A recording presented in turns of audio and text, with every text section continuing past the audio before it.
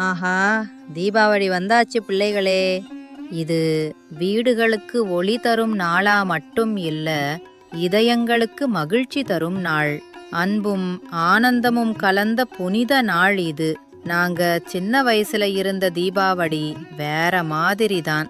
தூய்மையும் உணர்ச்சியும் நிறைந்தது. அப்போ நாங்க காலையிலே சூரியன் எழுந்ததுக்கு முன்னாடியே எழுந்துருவோம். அம்மா கூப்பிடுவாங்க, வா எண்ணெய் குளிக்கணும்னு.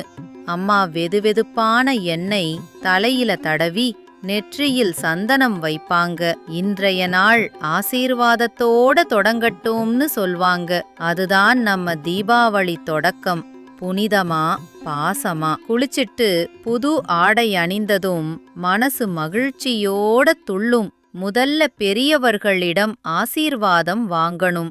அப்பா அம்மா பாதம் தொட்டு நல்லாயிரு, அறிவாயிரு, இந்த தீபம் போல ஒளி பரப்பணும்னு ஆசீர்வாதம் வாங்குவோம். அந்த வார்த்தைகள்தான் அந்த ஆண்டுக்கே ஒரு சக்தி மாதிரி இருக்கும் பிள்ளைகளே. அதுக்கப்புறம் எல்லாரும் சேர்ந்து கோவிலுக்கு போவோம். தெருவெல்லாம் மலர் வாசனையிலும் சிரிப்பிலும் நிரம்பி இருக்கும். மணி ஒலி, கற்பூர தீபம், குழந்தைகளின் சிரிப்பு, அந்த காட்சிதான் உண்மையான தீபாவளி பிள்ளைகளே. வீடு திரும்பி வந்ததும் தான் விருந்து ஆரம்பம். முறுக்கு, அதிரசம், லட்டு, நெய்யப்பம் எல்லாம் அம்மா கையாலே செய்தது. வயிறு நிறையும் வரை சாப்பிட்டு பின் நண்பர்களோட சேர்ந்து பட்டாசு வெடிக்க, இனிப்பு பகிர்ந்து மகிழ்வோம். போன் இல்ல, டிவி இல்ல, ஆனா மனசு நிறைய மகிழ்ச்சி.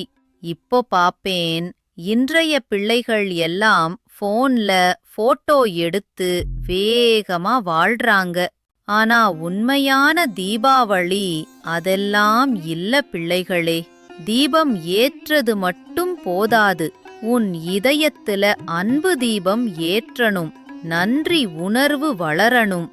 அதுதான் உண்மையான தீபாவளி. அதனாலே இந்த தீபாவளி காலை சீக்கிரம் எழுந்து இறைவனுக்கு நன்றி சொல்லி, அம்மா அப்பா கிட்ட ஆசீர்வாதம் வாங்கி, உன் இதயத்துல ஒரு அன்பு தீபம் ஏற்றுவா பிள்ளைகளே. உன் வாழ்க்கை ஒளியோடும் அன்போடும் ஞானத்தோடும் பிரகாசிக்கட்டும். இந்த பாட்டி இதயம் கனிந்த சொல்லும். பிள்ளைகளே, சொந்த ஊருக்கு போகும்போது பாதுகாப்பாக பயணம் செய்யுங்கள். வழியிலே கவனமாக இருங்கள். உங்களுடைய அன்புக்குரியவர்கள் காத்திருக்கிறார்கள். என் இனிய தீபாவளி வாழ்த்துக்கள் பிள்ளைகளே.